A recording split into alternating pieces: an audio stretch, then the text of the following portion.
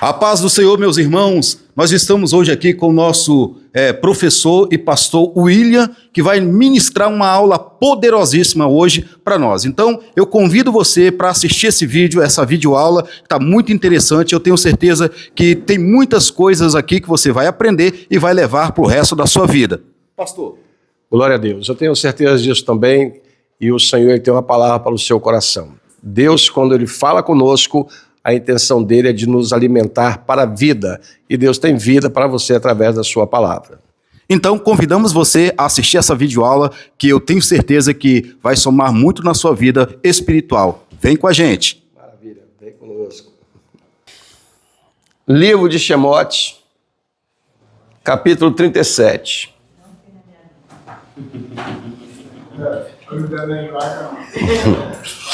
O primeiro é Bereshit, o segundo é Shemote, o terceiro é Vaikra, o terceiro é Mabdiba e o quarto é Devarim, o quinto é Devarim. Isso aí.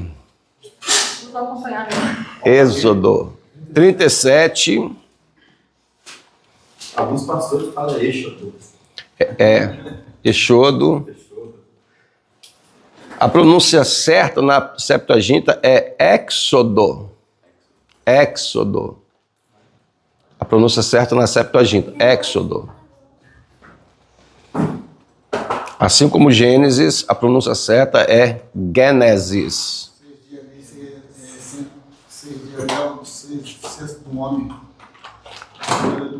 Você pode falar também sobre 6 dispensações. Na última dispensação, a 7ª,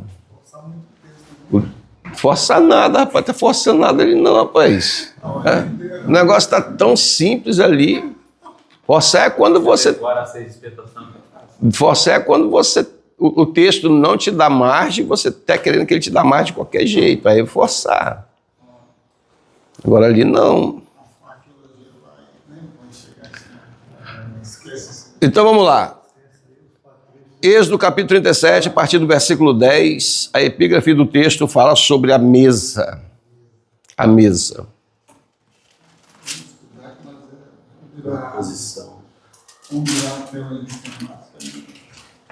O versículo 10 diz o seguinte: fez também a mesa de madeira de cetim. O seu comprimento era de 2 côvados, e a sua largura de 1 côvado, e a sua altura de 1 côvado e meio. E cobriu-o de ouro, ou seja, agora fala vocês aí o versículo 11. E cobriu-o de ouro puro, e fez-lhe uma coroa de ouro ao redor. Fez-lhe também uma moldura da largura de uma mão ao redor, e fez uma coroa de ouro ao redor da sua moldura. Fundiu-lhe também 4 argolas de ouro, e pôs as argolas aos 4 cantos que estava aos seus 4 pés. Versículo 15, versículo 14.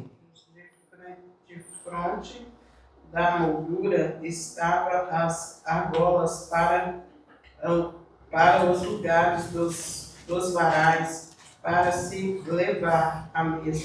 E o verso 15.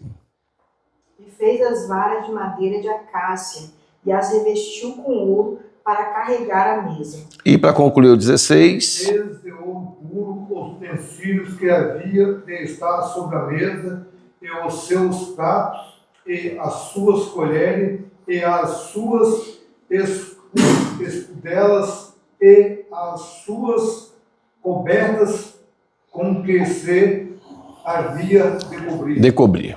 Bom, nós hoje vamos ver aqui a pecaminosidade do homem, né?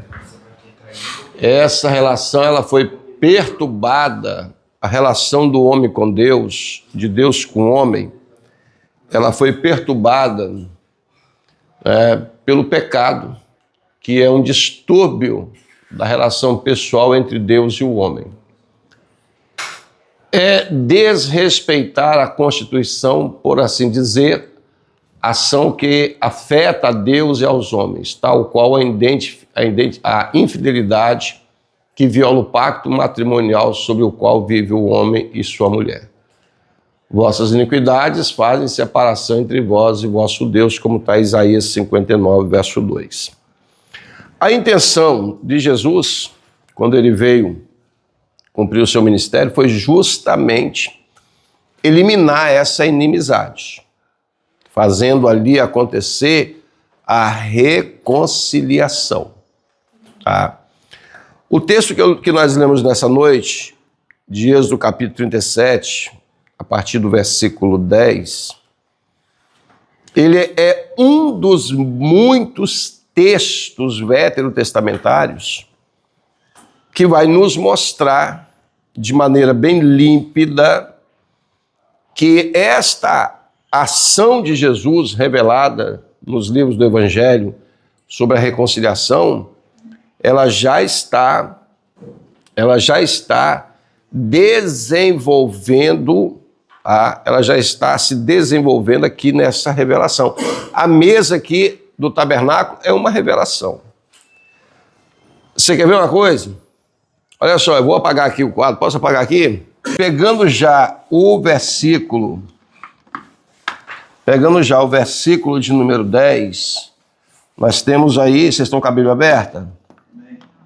Nós temos aí um texto muito significativo. O que está escrito aí no versículo 10? Esse também a mesa de madeira de cetim, o seu comprimento é de 2... Ó, segura. Aqui nós temos a mesa de madeira. Qual é a madeira?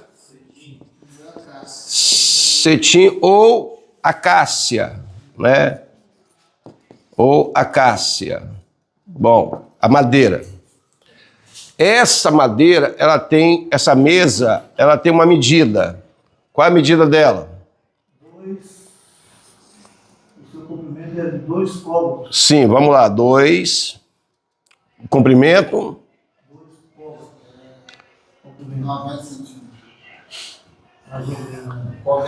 Não, cadê o resto do texto, irmão? E a sua largura de 1 côvado. E a sua altura de 1 côvado e meio.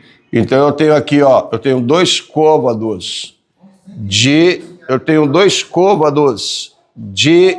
comprimento, 1 côvado de largura e 1 côvado e meio de altura. É isso aí?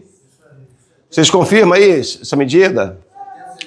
Então olha só, esses 2 aqui, ó, 2 aqui representa a dispensação, tá? Dispensação, ó, da igreja.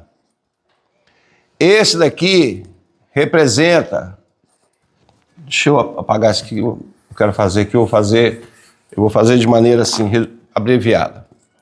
Aqui você tem a dispensação, tá? Da igreja.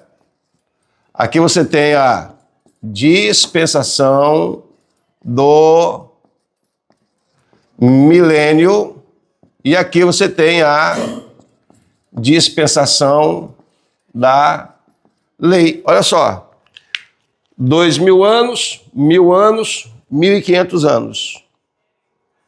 Tá? A dispensação da igreja, 2000 anos. A dispensação do milênio, 1000 anos. A dispensação da lei, 1500 anos. Aí você fala assim, mas a igreja, ela já tem 2000 anos e ela ainda não foi arrebatada. A igreja já tem 2000 anos? Sim ou não? Não, a igreja não. Quando é que a igreja vai completar 2000 anos? 33. A igreja vai completar 2000 anos em 2033 para 34. Nós estamos em 2025 ainda falta 9 anos para a igreja completar 2000 anos. Mais 3 que Cristo nasceu, 36. Mas, pastor, só essa contagem vale para esse calendário gregoriano? Se eu for pegar a questão do calendário gregoriano e o calendário de Jerônimo, tá? Entre o século IV e o século XVI, porque foi no século XVI que descobriu o erro no século IV, né? Então, se eu for pegar isso aí, eu vou ter uma diferença de 4 anos. De 4 anos. Então, como ele errou em 4 anos, esses 4 anos ficaram reduzidos. Por isso que em muitas Bíblias você vai ver lá que Cristo nasceu 4 anos antes de Cristo, para poder acertar o nascimento. Então, ao invés de ele ter nascido, ao invés de ele ter começado o ministério dele no ano 30, ele começou o ministério dele no ano 27. Tá? Ao invés de ele ter morrido no ano 33 para 34, ele morreu no ano 30. Então, é só para poder acertar o calendário. Mas com tudo isso, mesmo assim, levando em consideração isso, a igreja ainda não tem 2000 anos. Tá? Então, até completar os 2000 anos, alguma coisa pode acontecer e o tempo dessa igreja pode ir embora. Tá? Por quê? Porque o tempo das dispensações está na mesa. E a mesa é o lugar onde se coloca para servir o alimento. Tá? E Cristo é o alimento. E a mesa é de madeira. E o alimento foi colocado numa mesa de madeira. E provavelmente a cruz de Cristo, ela era de acácia ou de cetim. Você está entendendo isso aqui? Então, quando você começa a pegar um texto desse aí, você começa a ler ele, você começa a ver Cristo cumprindo lá no Antigo Testamento, já todos os critérios da nova aliança, você vai perceber, tá? Você vai perceber que o Antigo Testamento revela um sacrifício que foi realizado. Você quer ver um outro detalhe para a gente compreender isso aqui? Capítulo 17 do Evangelho de Jesus, segundo escreveu João. Capítulo 17. Oi? Não, calma aí. Abre a Bíblia no capítulo 17 do Evangelho de Jesus, segundo escreveu João. O versículo 15, o versículo 5 do capítulo 17 diz o que na Bíblia de vocês? E agora glorifica-me tu, ó Pai, junto de ti mesmo, com aquela glória que estive contigo, antes que o mundo existisse. Olha só, Jesus está... Você sabe o que significa a palavra glória? O que significa a palavra glória? Glória significa honra. Então, olha só, ó, glória é igual a honra. Honra. Jesus está fazendo uma reivindicação. Jesus está dizendo, Pai, eu quero de novo aquela honra que eu tinha contigo antes que o mundo existisse. Se ele está dizendo que ele quer essa honra que ele tinha, significa que naquele momento ali ele não tem. Ele não tem ela. Porque se ele está pedindo para ter, é porque ele não tem. Agora, no mesmo capítulo 17, o versículo 21, diz o quê? Para que todos sejam um. Não. Então lê o verso 22. Então lê lá o versículo 22.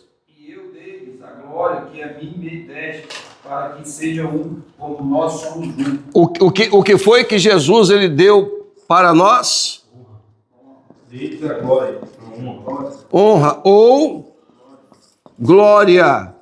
Mas como que ele vai dar essa glória para nós se ele não tem? Se ele está pedindo para que o Pai devolva a ele a glória, como que ele está pedindo no versículo 5 para que o Pai devolva para ele a glória? E no versículo 22 ele diz que deu para nós uma glória. Aí nós vamos entender o seguinte. João, capítulo 17, versículo 5, tá? Isso aqui fala do presente de Jesus, tá? O tempo aqui é o presente. Em João, capítulo 17, no versículo 22, aqui fala do passado de Jesus. De Jesus. Então, olha só, no versículo 5 é o presente dele, no versículo 22 é o passado. E você sabe quando foi que ele nos deu essa glória? Foi quando ele tinha ela. E no versículo 3 diz o quê? 3. E a vida eterna é esta, que conheçam a ti só por um único Deus verdadeiro e a Jesus Cristo, a quem enviaram. O versículo 4, vamos lá. Eu glorifiquei-te na terra, tendo consumado a obra que me deste a fazer. Olha só, Jesus está dizendo que ele consumou a obra.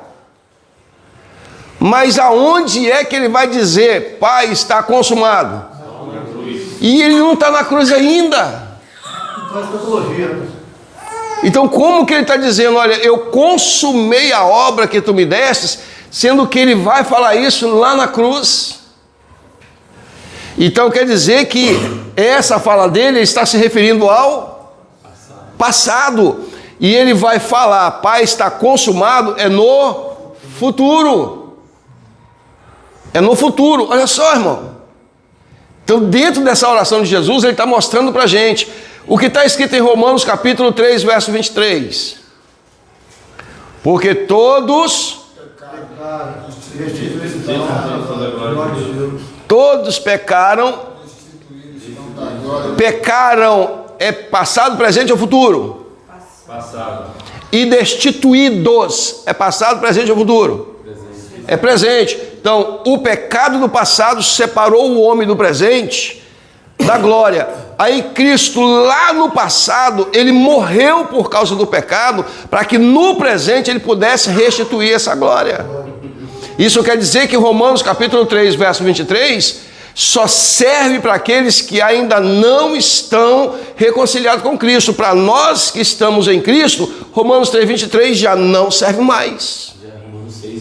Nós não podemos falar mais que Romanos 3, 23 é para nós, senão nós estamos negando isso aqui, ó. Ele nos deu a glória. Então nós não estamos destituídos mais da glória. E como que ele, quando foi que o apóstolo Paulo em Filipenses diz que ele se despiu da sua glória? Quando foi que ele abriu mão da sua glória? No passado. Foi no passado, para que ele pudesse se humanizar. E nesse passado, quando ele se despiu da sua glória, ele fez o que com ela? Entregou aos homens. Ele deu para nós, para que nós possamos ser um com o Pai, assim como ele é um com ele. Olha só, irmão. Então, quando a gente fala de sacrifício de Jesus, Jesus ele não veio aqui para realizar ou para tentar realizar uma obra. Como alguns cogitam que o que Jesus veio fazer foi muito perigoso, provavelmente tinha tudo para não dar certo. Jesus poderia ter evitado isso, Jesus poderia ter errado naquilo, isso poderia não ter acontecido. Por quê? Porque foi muito perigoso o que Jesus veio fazer. Só que o que Jesus veio fazer aqui é justamente confirmar uma obra que já tinha sido realizada no mundo espiritual. Por isso que não poderia dar errado, porque ela já tinha sido consumada. Ele disse na oração, aquilo que tu me enviaste a fazer, eu já consumei. Aquela glória que eu tinha contigo antes, eu dei para eles. Agora eu quero que o Senhor me torne ela de novo. Você vê que o texto não está, de João capítulo 17, não está escrito numa ordem cronológica, porque a fala de Jesus nos leva para o futuro, nos traz para o presente e nos revela também, ou seja, nos leva para o passado, nos traz para o presente e nos revela o futuro. Entenderam isso aí? Então não tem como dar errado, tá? Não tem como dar errado. Por mais que muitas pessoas achem que poderia dar errado, não tem como dar errado. Comunidade joanina. Hã? Comunidade joanina. Isso aí. Então olha só, a ira de Deus, tá? O pecado é essencialmente um ataque contra a honra e a santidade de Deus, ou contra a glória e a santidade de Deus, tá? O pecado é essencialmente um ataque contra a honra e a santidade de Deus. Romanos capítulo 1, versículo de número 18.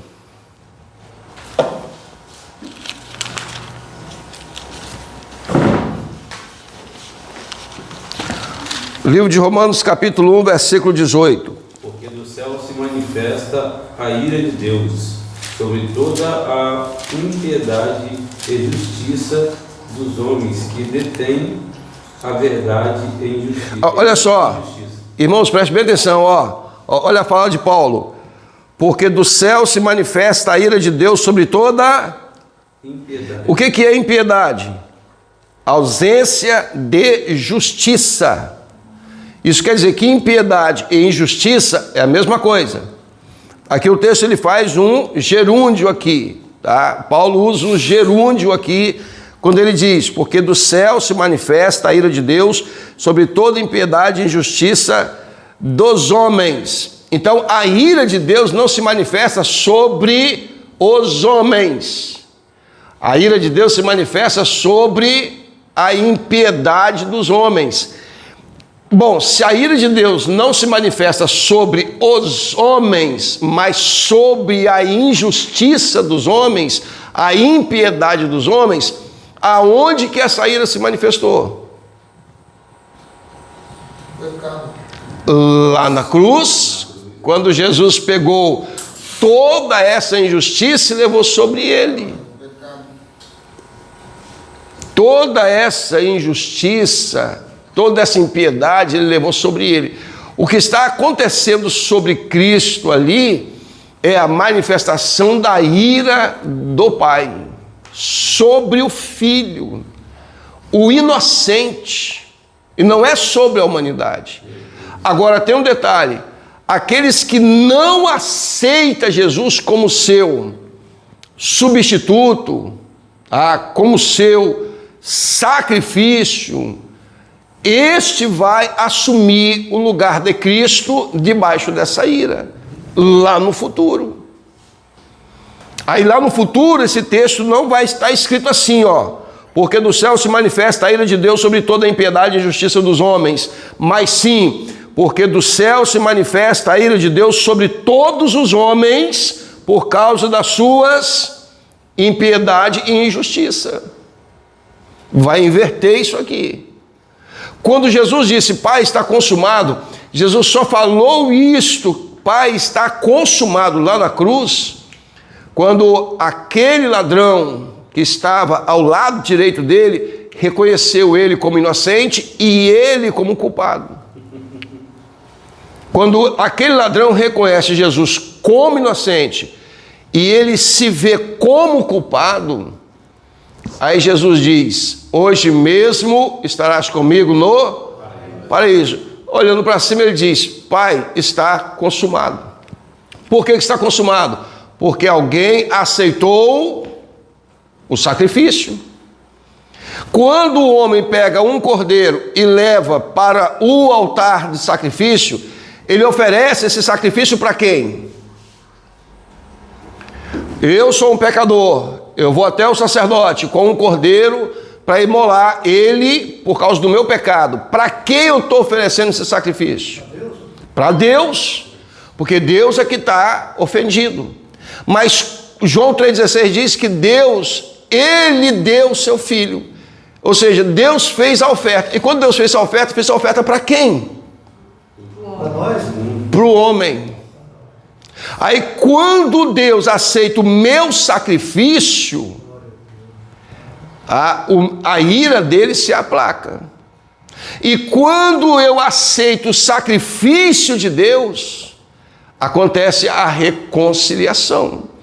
E aí o sacrifício fica consumado. Você sabe quando é que o sacrifício de Cristo está consumado?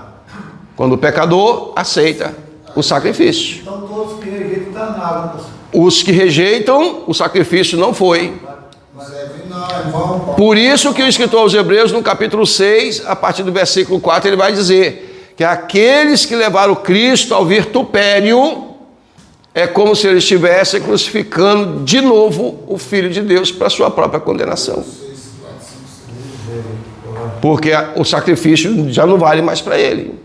Então Cristo volta para a cruz. O sacrifício não foi aceito. Então o cordeiro volta para a mesa. O alimento volta para a mesa do texto que nós lemos aqui de Êxodo, capítulo 37, no versículo 10. Deu para entender isso aí? Pastor, então eu posso dizer que aqueles dois lá na cruz, eles podem representar os dois tipos de humanidade, né? Do homem, o que aceitou e o que rejeitou. E a aceitação ali, a aceitação gerou justificação, perdão, reconciliação e salvação. A rejeição ali resultou em condenação, julgamento, condenação, sentença e perdição eterna. Por quê? Porque o culpado ali, ele aceitou a culpa, tá? Ele aceitou a culpa. O culpado ali aceitou a culpa. Quando ele não reconhece que ele é culpado e que Cristo poderia sair da cruz e salvar tanto a ele quanto a ele que está ali, então ele coloca Jesus na mesma condição de que ele. Desce da cruz, salva a ti mesmo e a nós. Ou seja, ele está dizendo que Jesus também precisa de salvação e Jesus não precisa de salvação. Pastor, uma pergunta. Tudo isso aí porque Deus deixou para o homem o livre-arbítrio, né? Porque ali tinha a escolha, o outro escolheu se arrepender, reconhecer Jesus como Salvador. E esse daí, né? O que ele escolheu, né? Tem Marcos capítulo 16, o versículo 15 diz: e todo aquele que crê e for batizado será salvo. Os que não crê já está condenado. Tá? Já está condenado. Tá? E a palavra crer ali significa obedecer, tá? Então olha só, irmãos. E isso aqui, ó, a ira de Deus é baseado nisso aqui. O pecado é essencialmente um ataque contra a honra e a santidade de Deus. Isto aqui, ó, esse ataque aqui contra a santidade e a honra de Deus, isso aqui é uma rebelião, tá? Rebelião contra Deus, pois pelo pecado liberado, o homem prefere a sua própria vontade em lugar da vontade de Deus. E por algum tempo torna-se autônomo. Então, quando o homem ele rejeita o perdão de Deus por causa do pecado, ele está dizendo o seguinte: eu não preciso de Deus. Eu não preciso de Deus. Você quer ver uma das rebeliões contra Deus mais comuns? É quando você apresenta Cristo para alguém como Salvador, como remidor, como justificador, como regenerador, como o justificador, como purificador. Você apresenta Jesus para essa pessoa e ela diz: eu não preciso ser crente, eu não preciso aceitar Jesus, porque eu não tenho nada de errado na minha vida. Eu sou trabalhador, eu sou honesto, pago minhas dívidas, sou casado, sou leal à minha esposa, meus filhos, negócio todo. Então eu não tenho nada de errado que me leve à necessidade de ser crente. Ele auto se justifica, então ele é autônomo. Agora, quando ele chegar do outro lado, ele vai ficar sabendo de uma coisa, que prática pecaminosa não mata ninguém. Prática pecaminosa gera condenação. O que mata o homem é a natureza do pecado que está no homem. E Jesus, ele veio para morrer na cruz no lugar do homem, não foi por causa das suas práticas pecaminosas, mas por causa da sua natureza. Então ele não percebe que o sacrifício de Cristo não é pelo que ele faz ou deixa de fazer, mas por quem ele é. Ele é um pecador e, como pecador, ele precisa de Jesus. Quando o homem rejeita Cristo, ele rejeita o sacrifício. Rejeitando o sacrifício, ele não está rejeitando perdão, ele está rejeitando vida. A pessoa rejeita perdão quando ela não confessa os seus pecados. Quando o pecador não confessa os seus pecados, ele está rejeitando o perdão. Quando ele rejeita Cristo, ele não está rejeitando perdão, ele está rejeitando vida. É vida que ele está rejeitando. Mas se Deus permitisse que a sua honra fosse atacada, então ele deixaria de ser Deus. Sua honra pede a destruição daqueles que lhe resistem. A sua justiça exige a satisfação da lei violada. E a sua santidade reage contra o pecado, sendo essa reação reconhecida como manifestação da ira de Deus. Então, esses três pontos aqui é muito interessante, tá? Ó, a honra de Deus não pode ser alterada por causa do pecado do homem, tá? Se a sua justiça, ela vai exigir o quê? A satisfação da lei violada. O que é essa satisfação?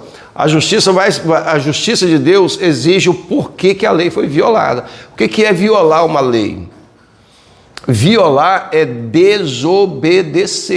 Por que foi desobedecida a lei?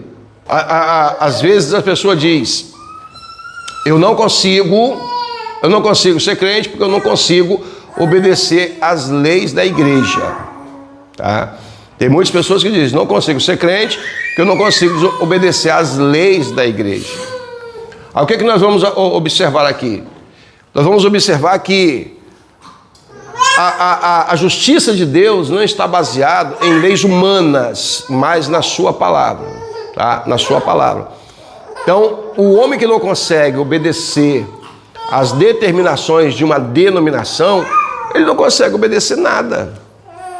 Ele não consegue obedecer nada. Então, ele tem em si um espírito de rebelião que aonde ele estiver, ele não consegue praticar a obediência, tá? Lembrando que a primeira rebelião, ela aconteceu aonde? No céu, o melhor lugar para se viver. E a segunda rebelião aconteceu aonde? No paraíso, segundo o melhor lugar para se viver. Lá tem rebelião, imagina que tá. Então, ó, rebelião não acontece por causa de injustiça, rebelião não acontece por causa de pobreza, rebelião não acontece por causa de marginalidade, rebelião não acontece por causa de violência. A primeira rebelião acontece aonde a essência desse reino é amor, e a segunda rebelião aconteceu no lugar onde a essência do lugar é paraíso. Quando se fala de paraíso para você, se fala de quê? Se fala de um lugar de paz, bonito, perfeito. Foi nesses lugares que aconteceram as duas maiores rebeliões. E essas duas maiores rebeliões, elas se desencadeiam em rebeliões até hoje. Até hoje, tanto no mundo espiritual como no mundo físico. Mas nenhuma das duas alteraram a justiça de Deus, a honra de Deus e a santidade de Deus. Sabe por quê? Porque Deus, ele está desligado de tudo isso. Deus ele tem toda a criação como sua autoria, mas ele não faz parte dela. Ele é o autor da criação, mas ele não faz parte dela. Ele é distinto dessa criação. Por isso que nada que acontece na criação dele atinge ele. porque ele é distinto dela. Ele é distinto dela. Mas essa reação divina não é automática, tá? Ou seja, a ira de Deus não vem assim, bum, né, de uma forma imediata. Porque Deus, além de Deus ser santo, justo, Deus ele é longânimo. A longanimidade de Deus dá a ele a capacidade de tolerar uma afronta por séculos, por milênios. Ele tolera uma afronta. Você vê que Israel afrontou ao Senhor por milênios, milênios, e afronta ainda. Quando você vai lá para Êxodo, capítulo 34, você vai ver Moisés dizer para Deus, quando ele diz, olha, eu não vou sair daqui e vou seguir com vocês, eu vou enviar o meu anjo, teofania, e o meu anjo vai adiante de vocês. Moisés, representante da lei, diz, se a tua presença não for, eu não saio daqui, porque eu não quero o teu anjo, e ali é uma teofania. Ou seja, era o pai revelando o filho diante da lei, e a lei rejeitando o filho. E ali começa a rejeição. E essa afronta foi tolerada pelo pai, tolerada pelo filho, e ele vai seguindo há milênios. 1500 anos depois, o pai envia o filho de novo. Ele disse que enviaria para Moisés, Moisés não quis. 1500 anos depois, ele envia o filho de novo, e a lei ali vai rejeitar o filho outra vez. Porque quem rejeitou o anjo, né, o filho de Deus, foi o representante da lei, que é Moisés. E quem rejeitou Jesus foi o representante da lei, o sumo sacerdote e os sacerdotes. Porque o povo não tinha o conhecimento disso, desses relacionamentos, para eles fazerem essa tomada de decisão. Eles eram instruídos pelas autoridades religiosas. O que as autoridades religiosas falassem, eles também concordavam. E até hoje, Jesus ele é rejeitado pela nação de Israel. Ele só vai ser aceito pela nação de Israel no futuro. Olha a tolerância de Deus, olha a longanimidade de Deus. É lá que vai se manifestar a sua ira. Então, olha só, Deus ele é tardio em destruir a obra das suas mãos.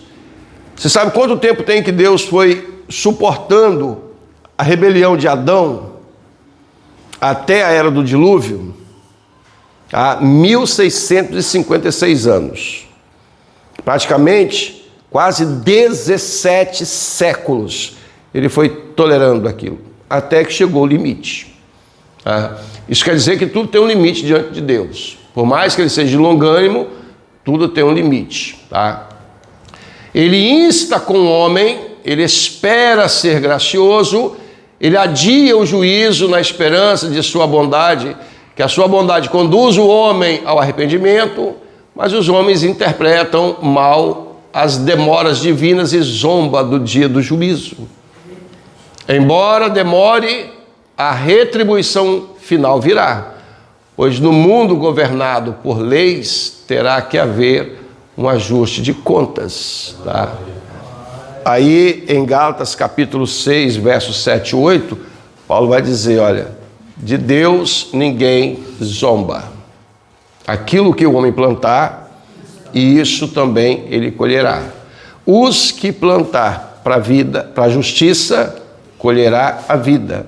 Os que plantar para a impiedade ou injustiça, colherá a morte e condenação eterna. Pastor, diante disso eu tenho uma pergunta. Essa colheita, ela só vai acontecer na eternidade ou ela pode acontecer aqui em vida? Qual colheita? Que Paulo fala, né? Tudo aquilo que o homem semear, isso também... Essa consequência é aqui. É aqui. Essa consequência é aqui. Porque aqui você tem a possibilidade de colher consequências e também você tem condições de evitar essa colheita através de arrependimento. Depois da morte segue-se o juízo. Lá no juízo ninguém colhe as consequências. Lá ele sofre as consequências. Lá ele vai sofrer essas consequências. Colher aqui é viver sofrimentos baseados naquilo que plantou. Naquilo que plantou, tá? Então, se por acaso, um exemplo, se por acaso você está trabalhando, tá? Você foi desonesto no trabalho, aí você vai ser mandado embora por justa causa, por causa de desonestidade. Consequentemente, sua ficha vai ficar suja e vai ser difícil de você arrumar um emprego, porque aonde você foi apresentar sua carteira, vai aparecer a informação. O último emprego foi mandado embora por justa causa por desonestidade. Aí você não vai conseguir emprego. Você está colhendo as consequências do seu erro. Por mais que você não faça mais isso, por mais que você se arrependeu, mas não vai conseguir limpar o nome. Tá? Agora, do outro lado da vida, aí a situação é bem diferente. A visão de Paulo em relação a isso é muito complicada. Tá? Agora, se eu levar em consideração o versículo 8, aí eu posso até entender que Paulo também leva uma margem para isso, porque ele diz que quem plantar da justiça colhe vida e quem plantar da iniquidade colhe morte e destruição. Paulo, quando se relata esses comentários assim, é porque a visão dos gregos era diferente. Como Paulo é especialista em retórica, Paulo provavelmente não falava isso para indagar o que ele falava, não? E indagar como? Porque ele é retórico, ele é especialista. Retórico, quando você dá uma resposta, já tem uma outra para justificar aquilo que você está falando. Se a gente for analisar o contexto do texto... As cartas de Paulo eram todas sobre isso. Então, se a gente for analisar o contexto do texto, Gálatas capítulo... O contexto grego, na época, cada um tinha uma forma de entender sobre o divino ali. O Gálatas capítulo 6, o versículo... Aqui fala sobre as últimas exortações e saudações, tá? Então, o versículo 3 diz: porque se alguém cuida ser alguma coisa, não sendo nada, engana-se a si mesmo. Capítulo 6, verso 3. Porque se alguém cuida ser alguma coisa, não sendo nada, engana-se a si mesmo. Versículo 4. Mas prove cada um a sua própria obra e terá glória só em si mesmo e não no outro. Ou seja, se você mesmo aprova aquilo que você faz, então só você que vai honrar você mesmo. Ninguém vai ficar te honrando, porque ninguém aprova o que você faz. É só você que aprova o que você faz. Então a honra, a glória é sua própria. Você é que está se glorificando, se honrando, se gloriando. Versículo 5. Porque cada qual levará a sua própria carga. Ou seja, as consequências daquilo que eu faço será sobre mim e não sobre outros. Tá? Então eu não posso falar que isso aqui está relacionado a Cristo, por quê? Porque se eu confesso a Ele os meus pecados, eu estou transferindo para Ele. Eu estou transferindo para Cristo. No mundo espiritual, eu transfiro meus pecados. Então, não, eu estou falando o contexto aqui, E o que é instruído, na palavra, reparta de todos os seus bens com aquele que o instrui. Por quê? Porque lá na cultura, tanto judaica, cultura do mundo antigo, se você quer um filho alfabetizado, um filho instruído, você tem que investir para quem vai instruí-lo, para quem vai ensiná-lo a ler, a escrever. Como ele vai se tornar uma pessoa importante, então se você tiver recurso financeiro, você vai ter que dividir com aquela pessoa para colocar o seu filho numa classe social mais alta, tá? Aí aqui o apóstolo Paulo, no versículo 7, ele diz, olha, não erreis. Olha a fala dele, não erreis. A primeira instrução dele é para a gente não errar. Por quê? Porque se você errar, você vai sofrer as consequências.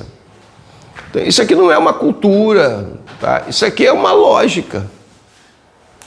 Isso aqui é uma lógica. Isso aqui não é uma cultura. Isso não é um povo. Tá? Isso é uma lógica. A primeira coisa que o Senhor falou para Caim: Caim, não faça o que está no seu coração. Tá? Não faça o que está no seu coração. Olha, o pecado está à porta, você pode dominar ele. Não faça o que está no seu coração. Pois ele foi e fez. O que aconteceu? As consequências ele sofreu. No mundo futuro? Depois da morte? Não, ele sofreu as consequências por ele mesmo. A lei da semeadura é ali. É a mesma coisa de você plantar a bondade. Você vai colher aqui. Você pode até ter um galardão lá no céu pelo fato de você plantar a bondade. Mas o que você plantar, isso você vai colher. E tem que ser aqui, né? Então, a grande parte disso é nessa vida. Né? É nessa vida. Ele fala não sei se foi em Coríntios, algumas passagens ele fala isso. O tal seria salvo, mas a obra se queimará. Quer dizer, ele justifica. Quando se fala do tribunal de Cristo, tem muitas pessoas que falam que lá no tribunal de Cristo nós vamos ser julgados. O tribunal de Cristo não é para julgar crente. O tribunal de Cristo é para julgar as obras e não o crente. Se você chegou lá no céu é porque não tem nenhuma condenação sobre você para você ser julgado. As obras é que serão julgadas, né? Para ver a natureza delas, se elas são voluntárias, se elas são obrigatórias, se elas foram feitas por gratidão, por amor ou por obrigação. Então, quando as obras forem provadas, por que ela vai ser provada pelo fogo? Porque aqueles que foram julgados dignos de morrer por causa de Cristo, eles aceitaram a fornalha, eles aceitaram a cruz, aceitaram a decapitação, aceitaram as feras por amor. Agora, aqueles que não tinham amor, que serviam a Cristo por obrigação, quando chegou o momento da aprovação, eles negaram a Cristo e fugiram. É a mesma coisa das obras. Irmãos, embora demore, a retribuição final virá. Infelizmente, tem muita gente achando que não vai dar em nada, mas a comanda está aberta, e quando a comanda está aberta, a aprovação, a cobrança vem. Aqui nós temos a natureza da expiação. O significado da morte de Cristo, ela pode ser melhor entendido nas seguintes palavras-chave. Irmãos, olha, para a gente entender claramente a morte de Jesus, eu preciso compreender o que é expiação, o que é propiciação, substituição, redenção e reconciliação. A palavra expiação no hebraico é kafar. Kafar. Kafar. Kafar significa literalmente cobrir. E é traduzida pelas seguintes palavras: fazer expiação, purificar, quitar, reconciliar, fazer reconciliação, pacificar, ser misericordioso e adiar. Aqui eu tenho algumas coisas que eu posso relacionar diretamente a Deus, a expiação. Um exemplo, tá? Essa palavra fazer expiação, purificar. Quem é que é purificado pela kafar? É Deus ou é o homem? É o homem, porque a kafar tira do homem o pecado, né? Então aqui quem é beneficiado literalmente é o homem. Quitar, quem é beneficiado com isso aqui? O homem também. Não. Mesmo que quitou a nossa dívida. Jesus. Mas ele pagou ela para quem? Jesus. Para Deus. Ele Ele que ele era ofendido. O pai. Por quê, irmão? Porque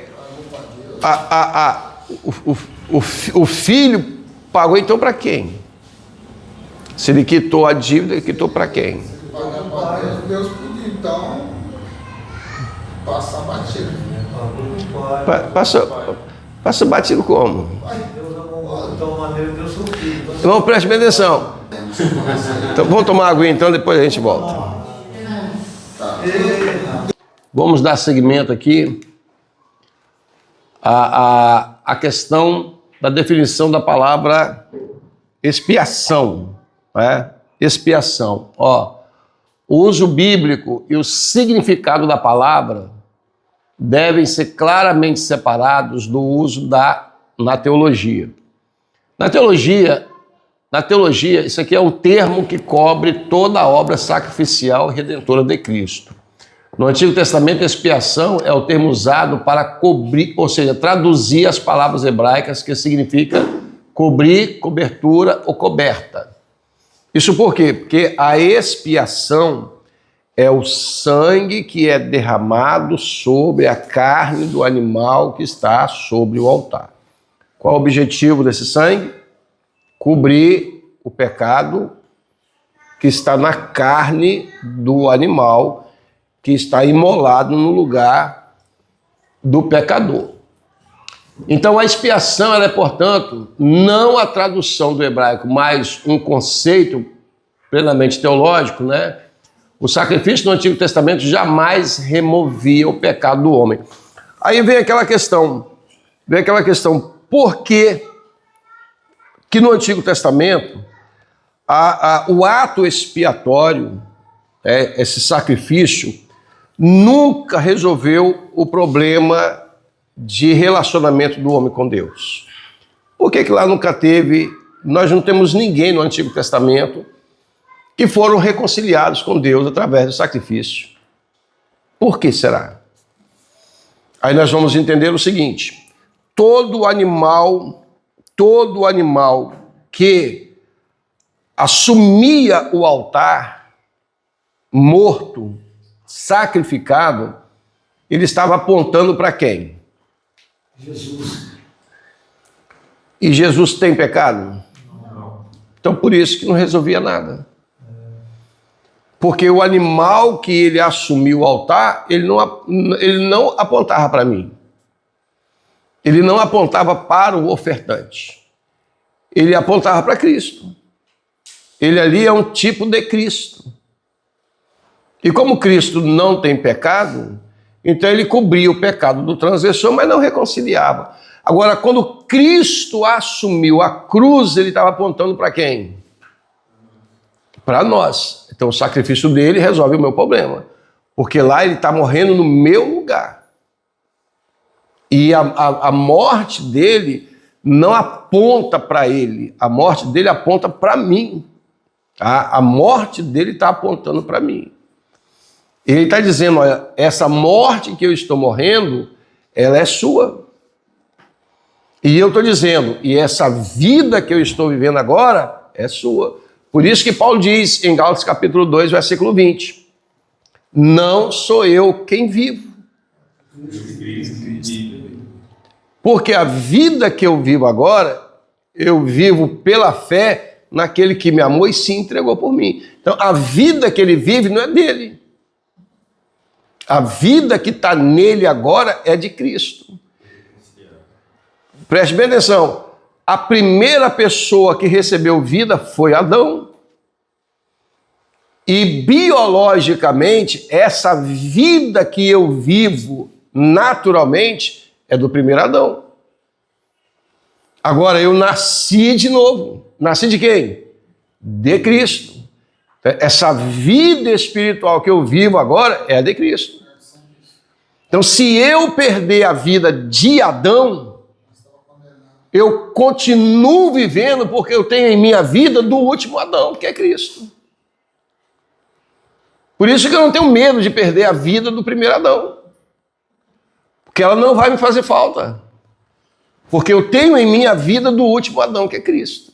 Por isso que a regeneração do homem é viver Cristo. Agora, o homem sem esta vida, ele tem medo da morte. Porque se ele perder a morte de Adão, ele não tem outra vida. Ele herda a morte eterna. E nós não, bom, pelo menos eu não devo temer a morte física, a morte biológica, a morte do primeiro Adão. Se aquele fôlego que foi assoprado nas narinas de Adão e que está nas minhas narinas for retirado, não vai me gerar problema. Porque eu tenho em mim a vida que é Cristo, e Ele me deu essa vida lá na cruz.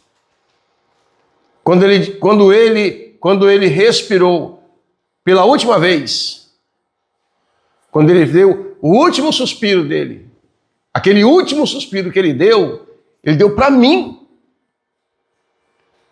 Foi para mim aquele suspiro.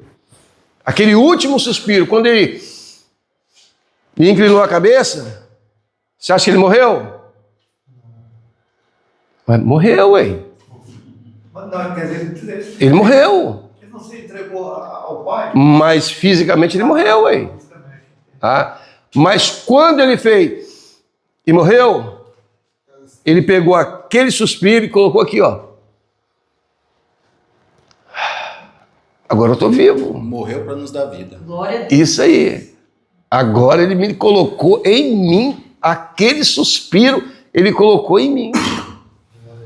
Se o de Adão faltar, o dele permanece para sempre. Glória a Deus. Então é por isso, né, que ele orientou, falou, não tema aqueles que matam o corpo, mas não tem poder.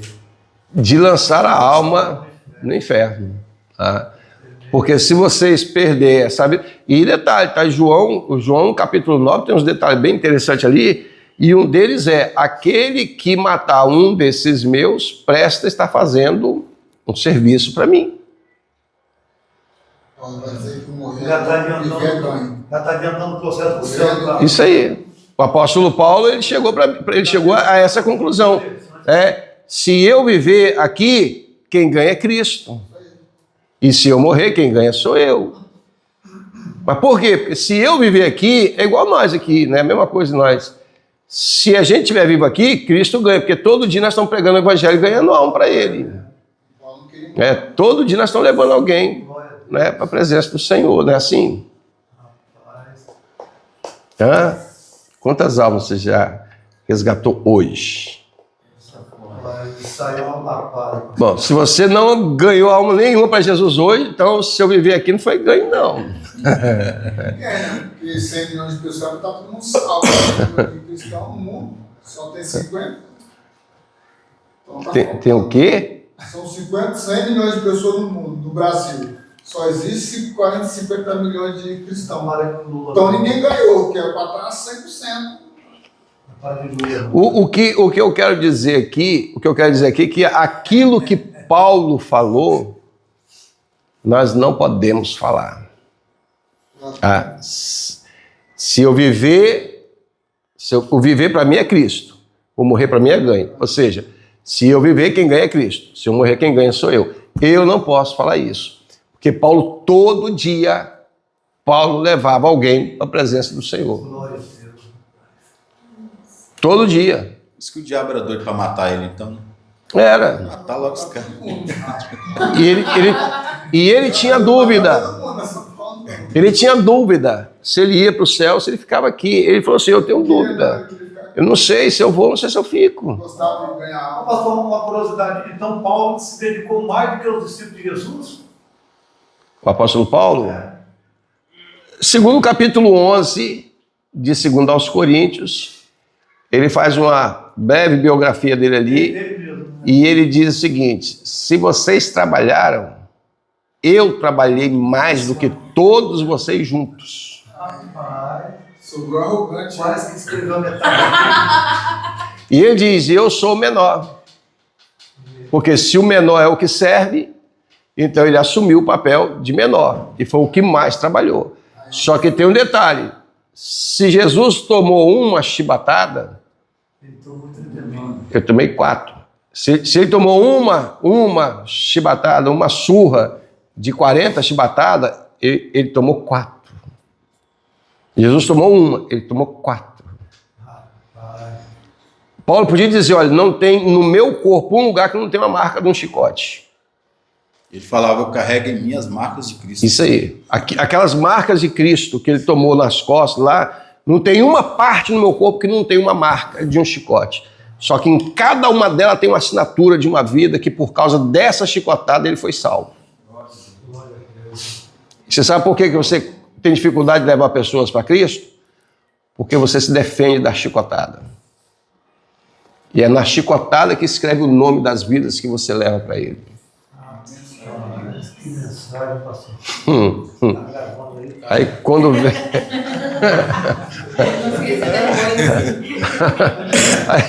aí quando vem a chicotada, você se defende. Então não tem como escrever o nome de ninguém. Não aceita a chicotada.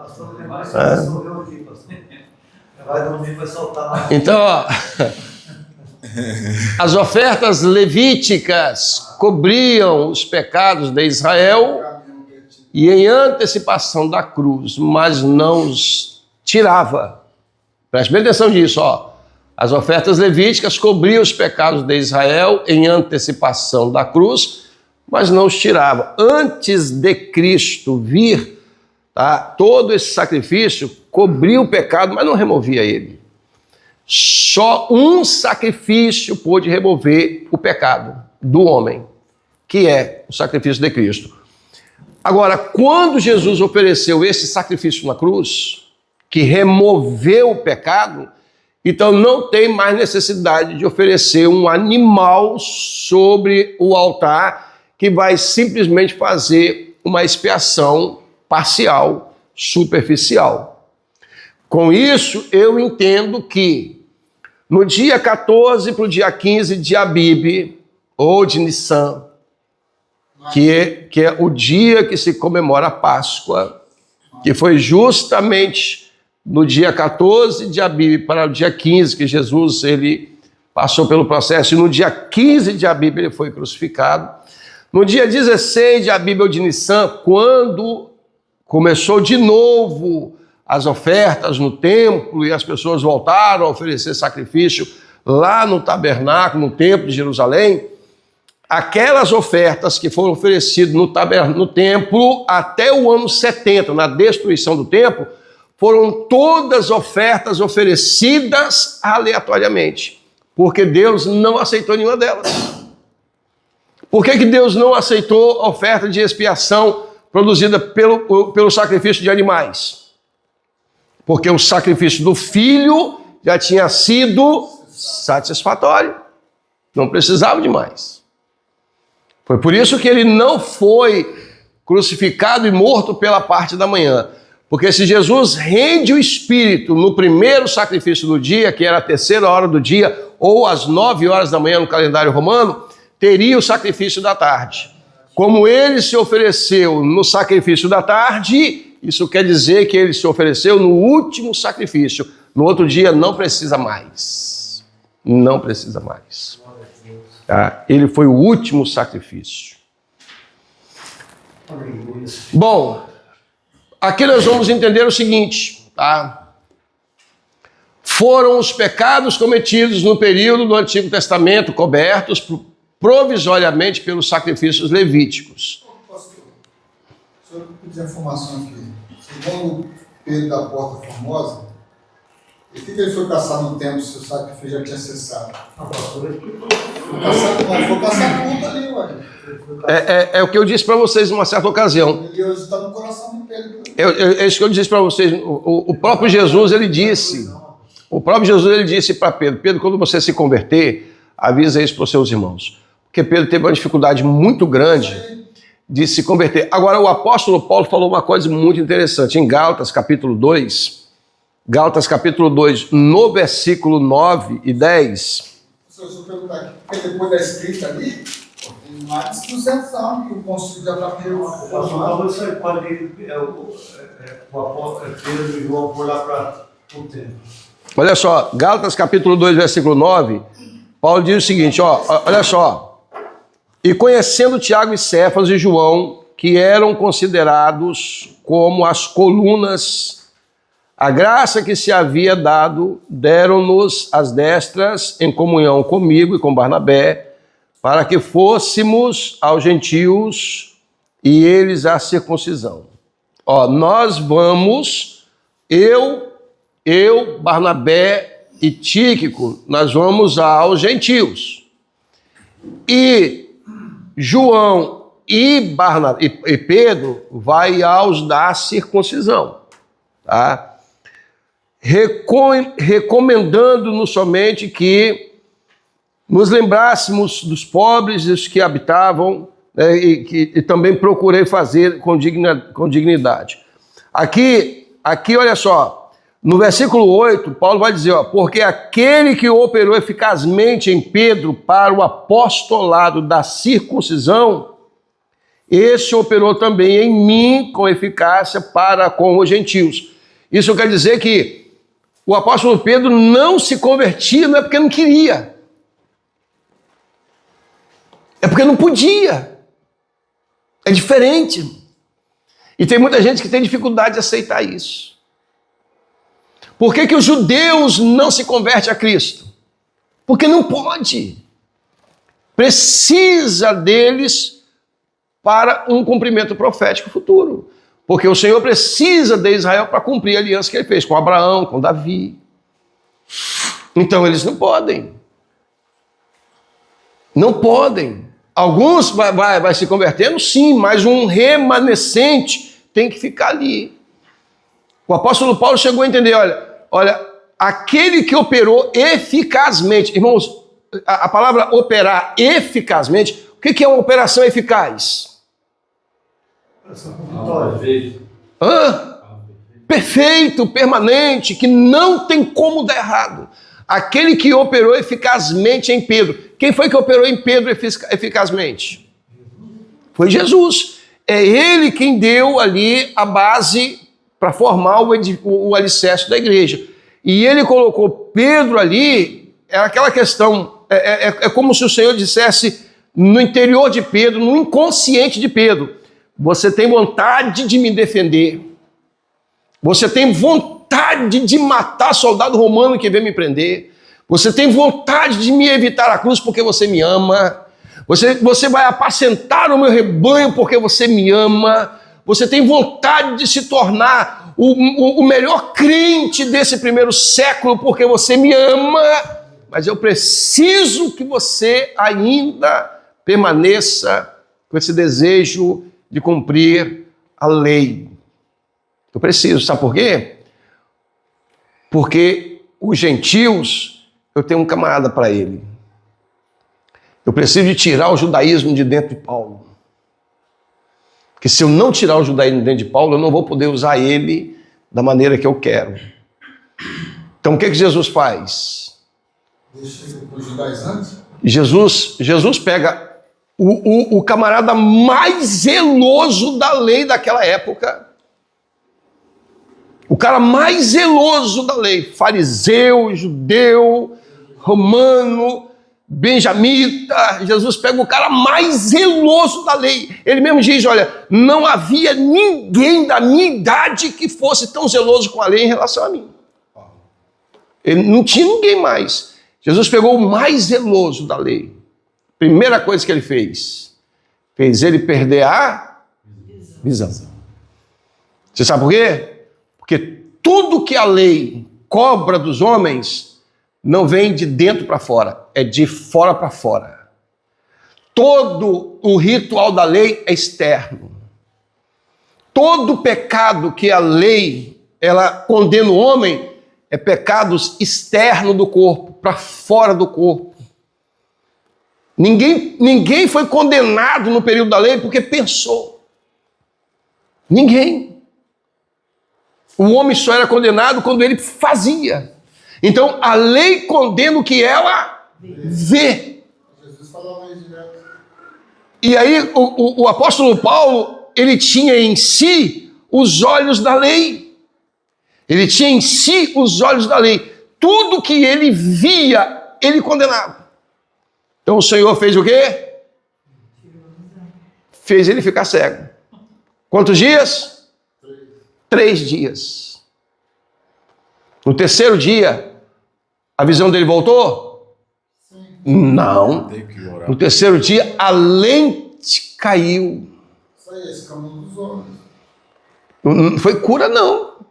Foi cura, não. A lente caiu. A lente caiu, irmão. A lente da lei caiu. Agora os olhos dele já não olham mais com a lente da lei. Agora ele olha com a lente da graça. Tudo que Paulo condenava no passado, agora ele perdoa. Ele perdoa. Você podia fazer o que for com ele. Ele te perdoava. Mudou os olhos. Você já fez essa oração para o Senhor? Senhor, troca a lente dos meus olhos. Para que eu possa perdoar mais do que condenar. Para que eu possa aprender a perdoar todo o erro que eu ver. Você sabe por quê? Paulo chegou à conclusão seguinte: você que julga o que rouba, está roubando. Você que diz que não pode adulterar, está adulterando. O que Paulo quer dizer com isso? Que na maioria das vezes o pecado que eu condeno nos outros, eu pratico.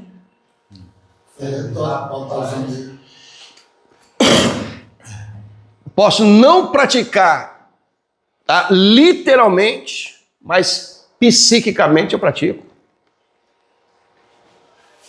Isso quer dizer que os meus olhos da alma me levam mais a pecar do que minhas atitudes. Misericórdia, moço. Rapaz. E aí eu preciso de pedir ao Senhor que troque essa lente. Rapaz, isso aí Troca essa lente. é triste, sabe?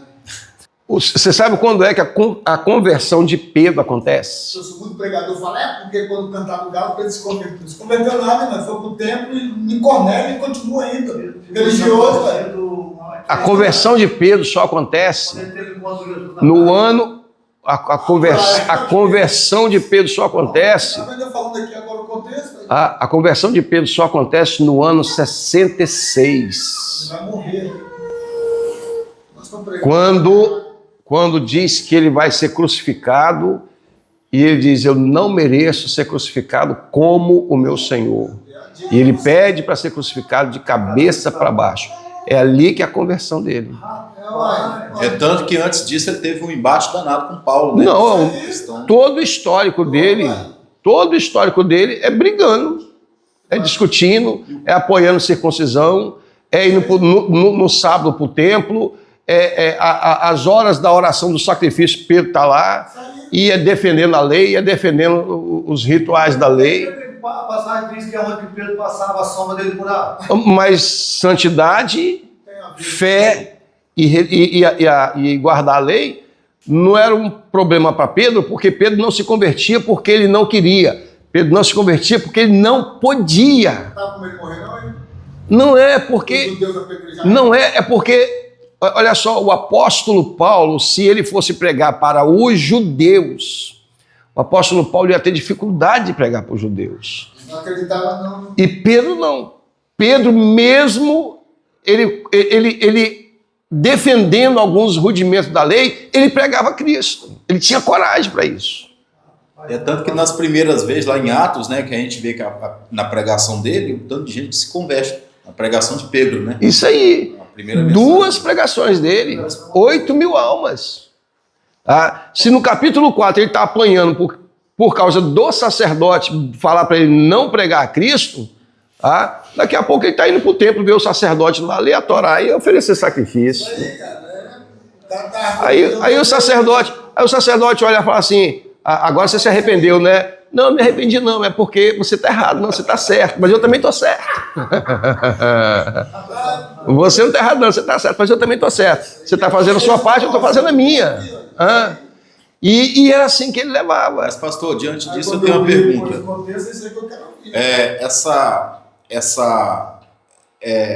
Essa inconversão, né? Inconversão de Pedro aí, ela pode acontecer em algumas pessoas nos dias atuais? Se o Senhor precisar do sujeito para alguns pontos específicos, sim. Ciro também é um exemplo para mim. Sim. Ciro nem judeu era. Você vai ver Apolo. Apolo também foi um camarada que você não viu ele aceitar Jesus, você não viu Apolo ser batizado, nem falar em línguas estranhas. Na verdade, ele nem conhecia Jesus. Quando Priscila e Áquila viu Apolo pregando e ele só falava da lei, ele chegava para ele e perguntou: vem cá, você não conhece Jesus? Ele: que Jesus? Aí foi Priscila e Áquila que falou de Jesus para Apolo. E aí que ele começou a pregar acerca de Jesus, mas nem conhecer Jesus não conhecia. E era um pregador poderoso em palavras. É porque eu estou perguntando ao senhor, porque uma vez eu vi um vídeo de um padre meio doido, né? E na pregação dele ele falava, ele foi até excomungado da igreja, um padre moreninho. Uhum. Ele falava que Maria, ele começou a falar: irmãos, os evangélicos, eles estão muito certos.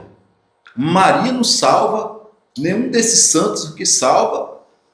Quem salva é Jesus. Isso aí. Só Jesus que salva. Ele falava aquilo, só que depois eu vi outros vídeos dele, ele já pregando a religião católica e tal. De repente ele teria até vontade de se converter ao cristianismo evangélico, mas não podia, porque o Senhor precisa dele lá. O Senhor precisa dele lá, para ele falar a verdade lá. Porque se eu não vou lá na igreja católica, e se eu for, não vou ter oportunidade de poder pregar, então Deus usa um lá. Tem que ter alguém lá. Entendeu? Então, irmãos, olha só, deixa eu mudar isso aqui, ó. A morte de Cristo foi uma morte expiatória porque seu propósito era o quê? Apagar. Apagar aqui, irmão, significa, passar a borracha. Tá? Passar a borracha. Se o pecado escreve uma condenação, o sacrifício de Cristo vai e apaga a condenação. Agora não tem mais nada escrito ali, tá? E aonde é que está essa ofensa escrita? Diante do juiz de toda a terra. Porque não é Satanás que me condena, não, irmão. Satanás, a palavra Satanás é adversário e a palavra diabo é acusador. Ele só acusa. Quem condena é Deus. Não é ele, não. Então Satanás não tem poder de me condenar. Mas ele tem a capacidade de me acusar. É o promotor. Isso aí, ele é um promotor de acusação. Só que enquanto ele é um promotor de acusação, eu tenho dois advogados, um do meu lado e outro do lado do Pai, que faz a minha defesa. O Espírito Santo me convence, eu confessar, e o Senhor Jesus Cristo convence o Pai a me perdoar. Entendeu? Então eu não confesso o meu crime para ser preso, não. Eu confesso para ser absolvido. É diferente. Tá? Então a morte de Cristo foi uma morte expiatória porque o seu propósito era apagar o pecado. Então, pela morte expiatória de Cristo, os pecadores são purificados do pecado e logo feitos participantes da natureza de Cristo. Qual é a natureza de Cristo? Aí o Espírito Santo quer gerar em nós um fruto que tem as características de Cristo. A palavra característica do grego, característicos, tá? Significa, modelo, significa personalidade, significa caráter ou uma amostra daquilo. Olha o que o Espírito Santo quer fazer. O Espírito Santo ele quer gerar em nós, tá, uma versão de Cristo. Para quando o Pai olhar para o Filho e olhar para nós não sermos confundidos. Nós não podemos ser confundidos. Ele vai olhar para o Filho e vai olhar para nós. Esse aqui não tem a mesma característica, não. Então, sai para cá. Só vai vir para perto do Filho aquele que parece com ele. O que não parece com ele não pode ir para perto dele. Você tá vendo como é que ele faz a separação dos bodes das ovelhas? Ele não vai separar um bode se ele não parece ovelha. Ele só vai separar a ovelha diante daquele que é a ovelha. Eu tenho o cordeiro aqui, então tudo que parece cordeiro vai vir para cá. Se é bode, é para lá. Pede ao Senhor Jesus, fala: Senhor, ao Senhor Jesus não, ao Espírito Santo, pede ao Espírito Santo, fala: Espírito Santo, eu preciso que o Senhor crie em mim uma versão de ovelha. Tira esse bode dentro de mim e faz eu me tornar uma ovelha. Para quê? Para que eu possa ter as mesmas características do Filho, para eu não ser confundido. Mas tem muito crente que é bode, mano. Bode com chifre grande, tá? Grande. Você não precisa nem chegar muito perto dele para ele te atingir, não. De longe ele já te machuca. De longe ele te fere. De longe.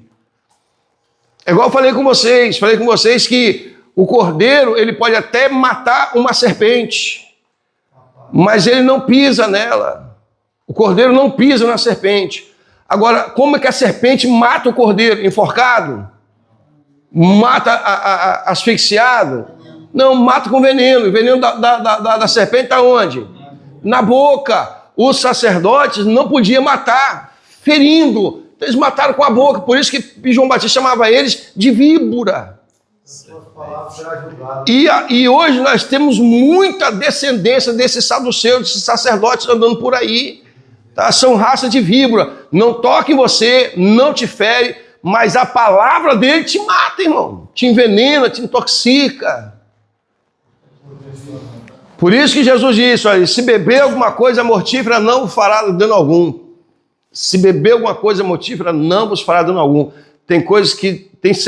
Tem serpentes por aí que eles não estão picando em você, para poder não deixar marcas. Sabe o que ele faz? Ele tira o veneno e bota num copo e bota para você beber. Quando você bebe processo de feitiçaria, processo de bruxaria. Você chega na casa do camarada, o camarada é crente. Você acredita que crente pode fazer feitiçaria? Crente pode fazer bruxaria? Crente pode amaldiçoar? Lógico que pode, irmão. Ele pega um café e te amaldiçoa com ele. Vou dar esse café para ele, esse café vai fazer mal para ele. Você toma aquele café, você vai embora, daqui a pouco você está sentindo dor de cabeça, dor no estômago, aí te gera gastrite, gera úlcera, negócio todo. Aí você vai no médico e ninguém encontra nada, parece uma enfermidade psicossomática, até que Deus levanta alguém e diz, olha, vou orar por você que tem um mal no seu estômago, ora e queima aquilo ali. Queima. Onde é que você adquiriu isso? Na casa de uma víbora. Por isso que a ovelha não pode visitar a loca da víbora, a não ser no milênio. No milênio ele pode. Esse é um exemplo. Porque no milênio as víboras não terão poder, né? No milênio vai acabar isso aí. Bom, eu já falei dessas questões tudo aqui para vocês, tá? Já falei dessas questões tudo aqui para vocês. Irmãos, olha só, concluindo, que efeito tem para o homem a obra expiatória de Cristo? Nós podemos encerrar esse estudo citando 5 aspectos da eficácia da expiação.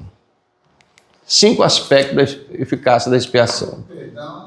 O perdão da transgressão, o livramento do pecado, a libertação da morte, o dom da vida eterna e a vitória, a vida vitoriosa, que é a vida para todo sempre.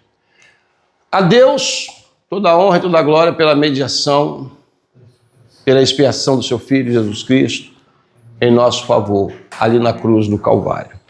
Vou falar uma coisa para vocês, só vai para o inferno quem quer. Porque recurso para ir para o céu nós temos. Amém? Que Deus abençoe. Glória a Jesus.